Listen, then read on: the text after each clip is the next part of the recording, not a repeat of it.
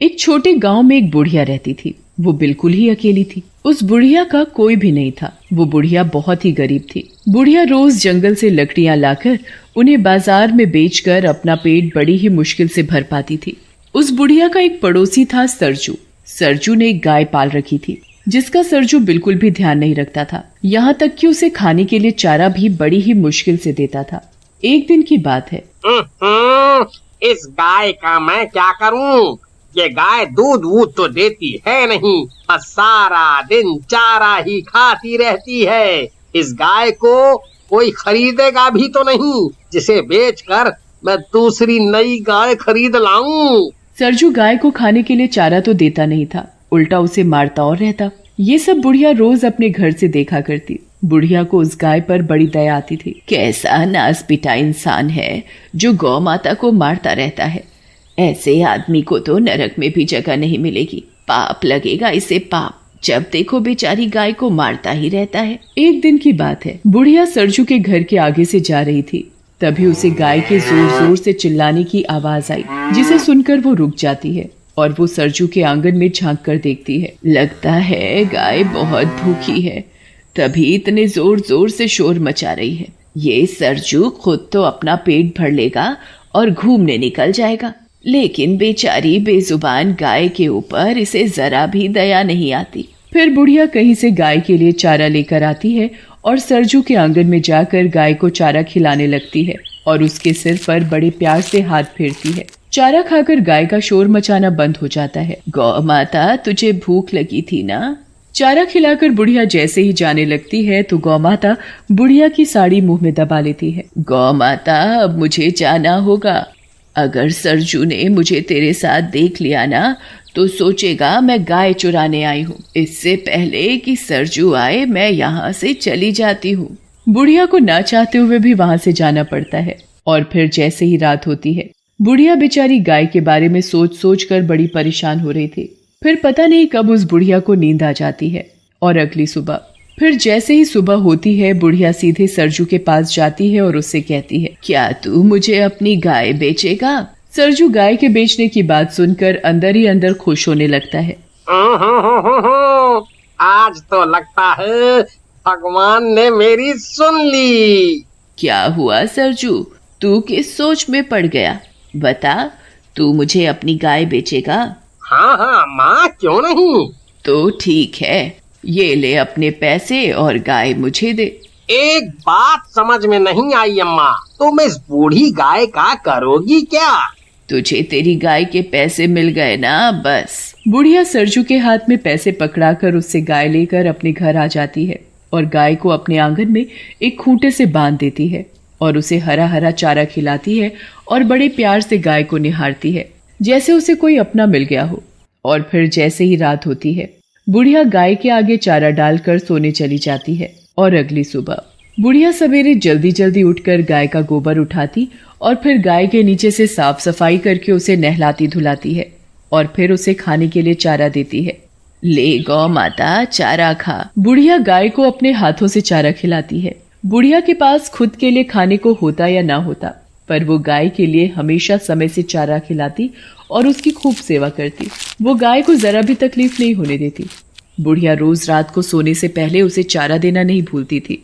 गाय भी बुढ़िया से बड़ी खुश होती। बुढ़िया की गाय अब पहले से ठीक हो चुकी थी।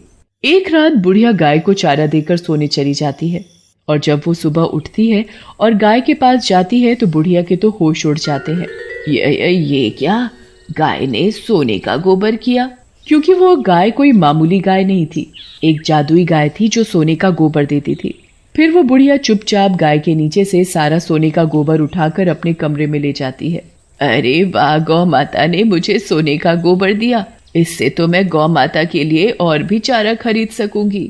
फिर वो बुढ़िया सोने का गोबर बाजार में बेचकर गाय के लिए एक सुंदर घंटी खरीदती है और अपने और गाय के लिए बहुत सारा खाना खरीदती है। फिर बुढ़िया अपनी गाय को भी बढ़िया चारा खिलाती और खुद भी पेट भर खाना खाती है। भगवान तेरा बहुत बहुत धन्यवाद इस लाचार बेसहारा बुढ़िया की मदद करने के लिए। फिर जैसे ही शाम होती है, बुढ़िया हमेशा की तरह गाय को चारा देकर सोने चली जाती है और जैसे ही सुबह होती है, बुढ़िया जल्दी उठकर गाय के पास जाती है तो देखती है, अरे ये क्या, गौ माता सोने का गोबर दे रही है। मैं इसे टोकरी में भर लेती हूँ और जल्दी से अंदर कमरे में ले जाती हूँ। फिर बुढ़िया गाय के नीचे से सारा सोने का गोबर एक टोकरे में भर कर कमरे में ले जाती है। ये गौ माता तो मेरे लिए वरदान है, वरदान। मैं इसे कल सुबह ही बाजार में बेच आऊंगी। फिर वो बुढ़िया उस गोबर को बाजार में ले जाकर बेच आती है और उन पैसों से अपने लिए बढ़िया सा घर और अपनी सुख सुविधाओं का सामान खरीदती है। अब बुढ़िया को किसी चीज की कोई कमी नहीं थी। अब बुढ़िया धीरे धीरे बहुत अमीर हो गई थी। अब तो बुढ़िया एक बहुत ही बड़े आलीशान घर में रहने लगी थी। उसके पास नौकर चाकर की कोई कमी नहीं थी। बुढ़िया ऐशो आराम की जिंदगी जी रही थी। बुढ़िया को अमीर होता देख सरजू सोच में पड़ जाता है। समझ में नहीं आता, ये बुढ़िया इतनी जल्दी अमीर कैसे बन गई, जैसे इसके हाथ कोई बहुत बड़ा खजाना लग गया हो। पता तो लगाना पड़ेगा, आखिर ये बुढ़िया इतनी जल्दी अमीर कैसे बन गई। फिर सरजू पता लगाने के लिए बुढ़िया के आंगन में पेड़ के पीछे छिपकर रात होने का इंतजार करने लगता है। फिर जैसे ही सुबह होने वाली होती है तो सरजू देखता है कि गाय सोने का गोबर दे रही है। ये देख सरजू की आंखें फटी की फटी रह जाती हैं। अरे दादा रे दादा, ये गाय तो सोने का गोबर दे रही है। अच्छा, तो अब समझ आया ये बुढ़िया इतनी जल्दी अमीर कैसे बन गई। गाय को सोने का गोबर देते देख सरजू सोचने लगता है। इस बुढ़िया के उठने से पहले मैं गाय के नीचे से सारे का सारा सोने का गोबर उठाकर घर ले जाता हूँ, बुढ़िया को पता भी नहीं चलेगा। फिर जैसे ही सरजू गाय के नीचे से गोबर उठाने लगता है तो गाय एक जोर की लात सरजू को मारती है और मन ही मन कहती है, गोबर लेगा, तेरे तो नसीब में गोबर ही गोबर है। सरजू गाय के नीचे से सोने का गोबर उठाने की लाख कोशिश करता है पर वो सोने का गोबर नहीं उठा पाता। इतने में ही बुढ़िया को आता देख सरजू छिप जाता है। बुढ़िया गाय के नीचे से बड़े आराम से सारा सोने का गोबर उठाकर अंदर कमरे में ले जाती है।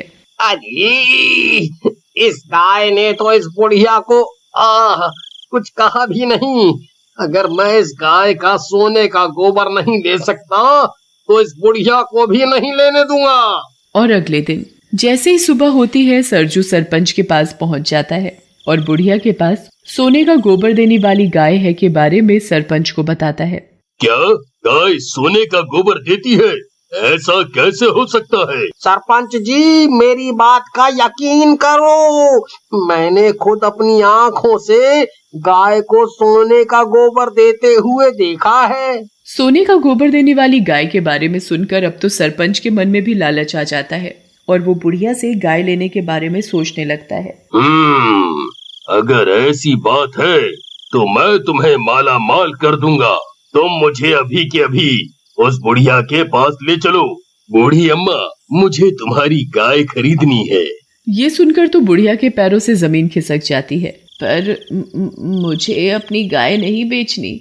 सरपंच बुढ़िया के हाथ में बहुत सारे पैसों की थैली पकड़ाकर उससे जबरदस्ती गाय खरीदकर अपने घर ले जाता है और उसे अपने कमरे में बांध देता है। ये देख सरपंच की पत्नी सरपंच से पूछती है, मुझे एक बात समझ नहीं आई कि इस गाय को आपने हमारे कमरे में क्यों बांध रखा है? अरे भगवान, ये कोई मामूली गाय नहीं है, सोने का गोबर देने वाली गाय है। भला गाय भी सोने का गोबर देती है? मुझे तो तुम्हारी बात पर जरा भी यकीन नहीं है। जब ये गाय सुबह सोने का गोबर करेगी तब तो यकीन करोगी। उधर बेचारी बुढ़िया अपनी गाय को याद कर कर के रोए जा रही थी। मेरी गाय, हाय रे मेरी गाय, मैं मेरी गाय के बिना कैसे रहूंगी? वो ही तो मेरे जीने का एक सहारा थी। बुढ़िया गाय को याद करके सो जाती है। उधर सरपंच की खुशी का ठिकाना नहीं था। सरपंच गाय को खूब सारा चारा खिलाता है जिससे कि गाय खूब सारा सोने का गोबर दे सके। फिर थोड़ी ही देर बाद सरपंच और उसकी पत्नी सो जाते हैं और जैसे ही सुबह होती है सरपंच की पत्नी सरपंच को उठाते हुए कहती है, ए जी उठो ना, देखो ना कितनी बदबू आ रही है, जैसे गाय ने गोबर कर रखा हो। ये क्या गोबर? गाय ने तो सोने का गोबर दिया ही नहीं। सरपंच सरजू की खूब धुलाई करता है और वापस गाय बुढ़िया को दे आता है। बुढ़िया गाय को वापस पाकर बड़ी खुश होती है और उसके गले लग जाती है।